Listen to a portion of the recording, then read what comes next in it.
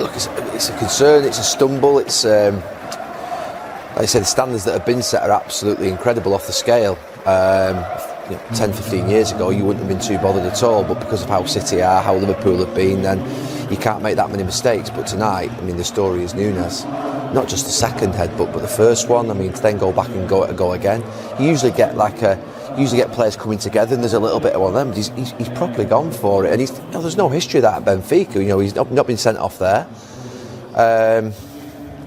That's the stupidity of tonight. That is the.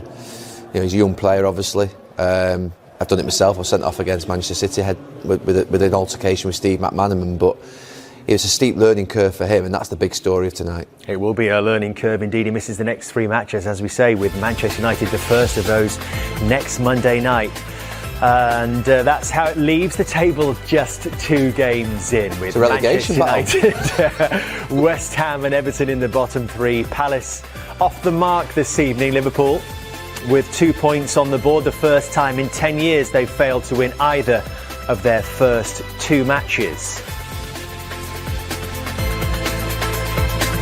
4 points on the board for a whole host of sides, including Brentford, who's sitting in 3rd place, along with another London team, Tottenham, and above them, Arsenal, one of 2 sides, only 2 teams who've taken maximum points from the first 2 matches. Leading the way already with a goal difference of +6, the champions, Manchester City, 4 points clear already of Liverpool, the runners ahead. But Gary's a new signing as well in the new series. I just made a guest appearance. Yeah. About time too, apparently.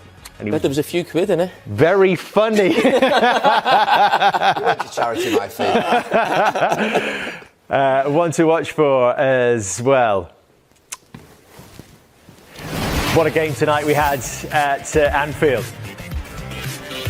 First home game of Liverpool's new season, and the first red card for violent conduct of the Jurgen Klopp era, would you believe? Went to the new boy Darwin Nunez.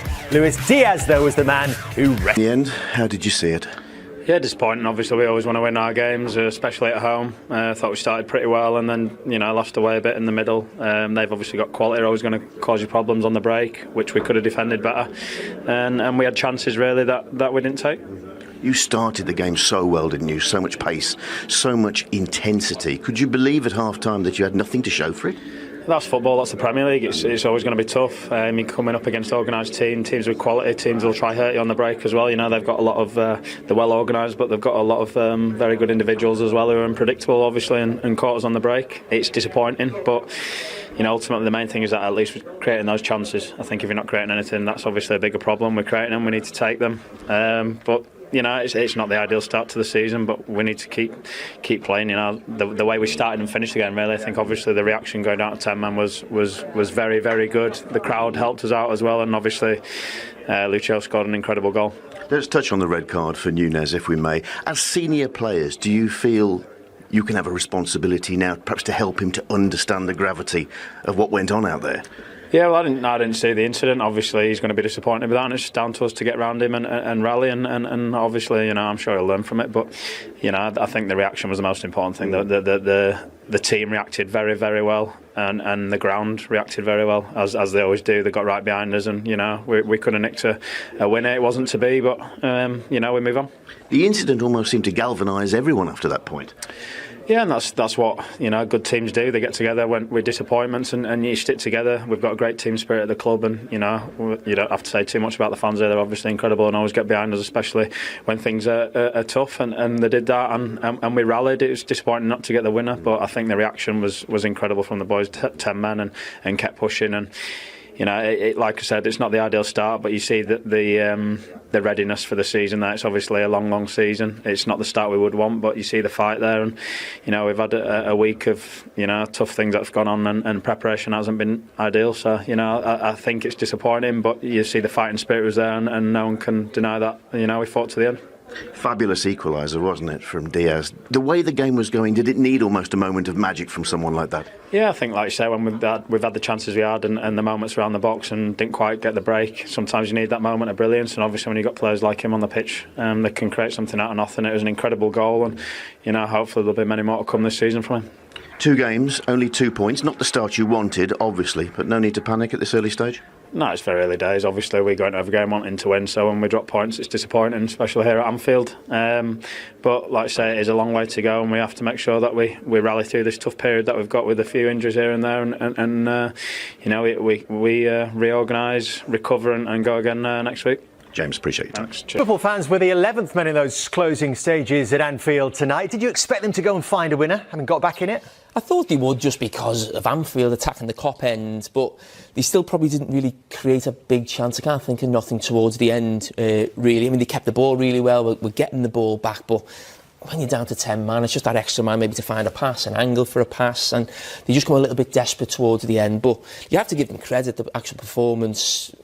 I'd say even before the sending off, certainly the first half, and the way they sort of reacted with 10 men. But as I said before, it's you know, last season, Liverpool lost drop points at home early on in the season. That you're not quite sure how it'll affect you. I think it was Brighton at home, they were 2-0 up, ends up being 2-2. Brentford away, winning, ends up drawing 3-3. And you just hope, from Liverpool's point of view, and certainly mine, that that's not something that you look back on towards the end of the season, because it doesn't matter when you get your points, they now find themselves 4 points behind, and it's a really poor start. Let's get your take on the red card. As Gary was saying, Darwin Nunez never sent off Benfica. He sent off once before in his career with Almeria, Spanish Segunda. He's come with a big price tag. He's a young man. What did you make of it on his first start at Anfield? His Premier League full debut. Look, it's a moment of madness, isn't it? And we saw in the first couple of games, the Community Shield and against Fulham, he's competitive. He throws his head back there. So you're wondering first, when you don't see that part, why does Anderson push him after it obviously breaks free and goes for the goal kick? But that's why Anderson snapped. So you're thinking, right, OK, he sticks his arms out, Nunez. He gets a little push, which I think is fair. And then that, I mean, it's a proper... You're feeling that. That's a proper butt. Not one of those ones where they both put their heads together, like I said before, which sometimes can happen, and the referees butt them both. That's a proper butt to the underside of the nose, and I have to say that you know, he'll learn a lot from that, because obviously not only he's not helped his team tonight as much as Liverpool played really well after obviously him getting sent off. Next week's a problem, and they'll miss him now for obviously it's costly games. Because obviously without Roberto Firmino right now, we don't know when he's going to be back, and as Jurgen Klopp was saying before the game, he was the only option. That's why he had to play. But it seems even stranger, Jamie, when you look at this angle and you see how close the referee was to it all unfolding. Well, I mean, this is an angle we've just found towards the end of the game, because I couldn't believe when I was watching the angle Gary showed, when he throws his arms up, he's obviously remonstrating to the referee. So you just highlight the two players now who were involved. Oh, hang on, we'll get rid of that. So there's the two players, Nunez and Anderson, involved. You know, Anderson's not doing anything. He's just in a normal centre-back position. A little bump, nothing in that at all. We've seen the first headbutt, but just slow that down now. You look at the ball comes in. Watch the two players now. They're now looking at the referee. You just see him, the two. So look at Nunez now looking straight at the referee, seeing the arms are out. He's complaining, why aren't you looking at this? Why aren't I getting a foul? It's not a foul. Anderson's now looking at Nunez saying, hey, you just put the head into me once. I mean, there's moments of madness, of course there is, but when the referee is looking straight at him now... He's actually alerted the referee to it. I know. I cannot believe how he thinks he's going to possibly get away with that. When he's remonstrating to the referee now, the referee's looking at the instant, and he's just looking straight at it. I mean, there was no other option for the referee, obviously, but he could not have had a better view. I mean, it's literally half a second later when he's complaining. Look at the referee, the whistle's in his mouth. You go back. Anderson hasn't hit the floor. Look at the referee now. The whistle's in his mouth to blow now. Anderson has only just been touched. I mean, that shows you what a great view the referee had. I mean, you look at it now. He's already blew the whistle. He's gone down. He's done it. It doesn't look like there's any provocation whatsoever. We don't know. But is there potentially a build-up of frustration? Is a young man trying to make a big impact on his first game at Liverpool? I've done 2 or 3 things like this in my career. We don't know. We don't know why we react. We just have no idea. We go off and we think, what the hell did I just do? Honestly, I kicked a ball at a fan at Everton. I did the same against Steve McManaman in a game. I think you'll have done madness things as well. You know, you threw a coin back into the stand once and stuff like that. Honestly, you do things and basically you come off and think... He couldn't accept the decision either, could he? It was that red mist. It comes over you. What that is at the end, that's almost like you're trying to argue, you haven't done nothing, you're trying to convince your own teammates, maybe the crowd, and as he's walking back to that bench, the realisation, he knows he'll be sitting in the dressing room absolutely devastated, and rightly so. We're talking about, you know, he's let himself down, but he's also let his team down there. He's talking about the points dropped as well. If he'd have been on the pitch, I'm sure Liverpool possibly would have gone on to win the game. All right, let's get across to Anfield and speak to a manager who I'd imagine is pretty pleased with the point. Patrick Vieira, good to speak to you. First of all, on the outcome, Patrick, would you have taken a point before the game? Yeah, of course. I think there's a lot of teams that, you know, when they come in to play Liverpool, they will be happy with the points. But today I have to say that we played quite a really good game collectively, and of course I'm pleased with the points tonight. But is there a little bit of frustration, particularly after the incident we've just been talking about, Patrick, with Liverpool going down to 10, that there was the opportunity to actually get more from the game? Yeah, but that was the incident of the game, and overall we keep our organisation, our discipline. It's really tough place to come and try to perform. We can be really pleased about ourselves because we created a couple of chances, some really good chances, and in a difficult period we stick together. We defended quite really well, and again it was a really good team performance, and I'm really happy with the team, the way they play today. Patrick, the game plan was obviously to try and catch Liverpool on the counter-attack, and you did that brilliantly for the goal in the first half. Does your mindset change from the side of the pitch and maybe give different instructions once Liverpool go down to 10 men, or do you still feel actually we'll stick here with a point and try again to catch Liverpool on the counter-attack?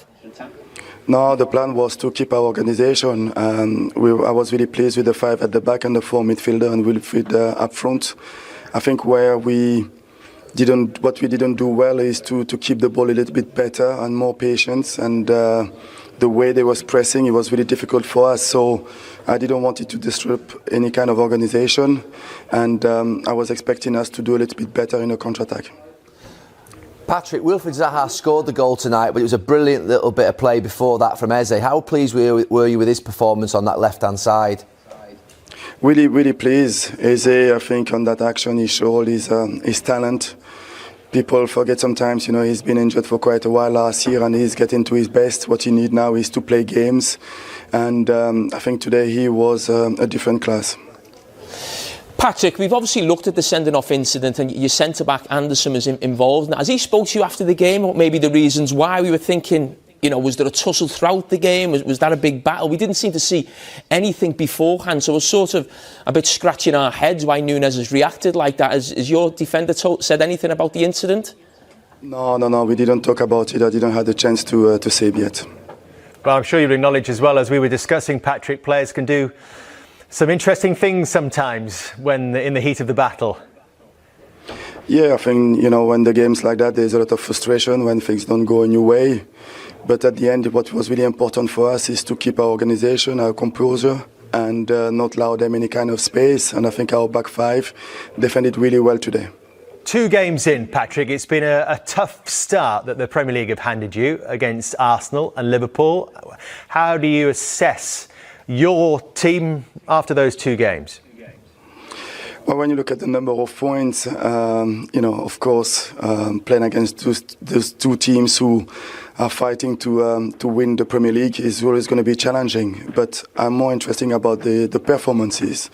And I think today we show character, we show personality, and we show a lot of discipline that will help us to win football matches. And of course, the game against Arsenal overall, especially in the second half, was a good performance. So I believe that we are on the right path. We have to keep working well, and there is talent. We have Michael Olise coming from injuries. We have players who can make difference, so we have to keep working like we did tonight. We wish you well, Patrick. Congratulations tonight. Thank you. Thank you very much. Thank you. Patrick Vieira on a hard-earned point for Crystal Palace at Anfield. They don't come around too often at Anfield. He was really pleased with the performance, the discipline. Did they score in some ways the perfect counter-attack goal? They did, and what we've got to remember is the performance from Crystal Palace on the Friday night football I thought was brilliant, certainly in the second half, and we were talking a lot about them not having the perfect pre-season, so you'd expect maybe it really to be tough for them in the 2 games. Now, as he said, they've only got 1 point, but their actual performance against Arsenal, the performance here to get a point at Anfield, means it's a really good start without... Not a wise thing to do. Much more to talk about from that incredible game at Stamford Bridge. So, we have one more game left of the Premier League weekend. The results so far, the headline at Brentford. Today, after 23 years away from the City Ground, Premier League football came back to Nottingham Forest. It was a winning start, 1-0 against West Ham, and that incredible 2-2 we've just watched at Stamford Bridge. And, of course, still to come your way, the Monday night football is Liverpool against Crystal Palace at Anfield. Just a couple of games in for most, 36 still to go, but as it stands, because of that late pegging back, not to 100% records for Chelsea or Tottenham anymore, so they are just City and Arsenal who have 6 out of 6. And at the other end, there are 4 teams yet to register a point, most notably the team in 20th. Manchester United. The team in 20th, Manchester United. Well, we all need a brief reprise after that because that was incredible. 90